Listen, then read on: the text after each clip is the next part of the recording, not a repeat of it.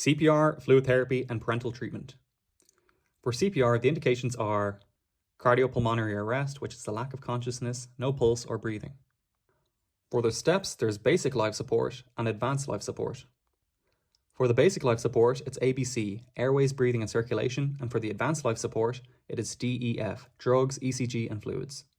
For basic life support, make sure the breaths are 10 to 12 breaths per minute and the circulation is 100 to 120 compressions per minute.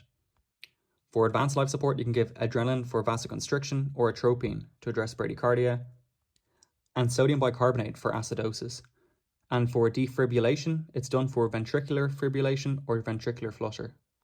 And for monitoring, the end tidal CO2, if it's more than 12 mmHg, it indicates return of spontaneous circulation. For fluid therapy, to evaluate the hydration status, you can check the skin turgor, the mucosa dryness, and the weight, and do lab tests by checking the packed cell volume and the total protein and the lactate.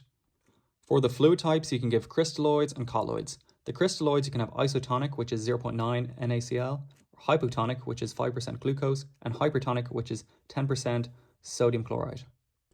For the colloids, you can have synthetic, such as starch, or natural, such as plasma and blood.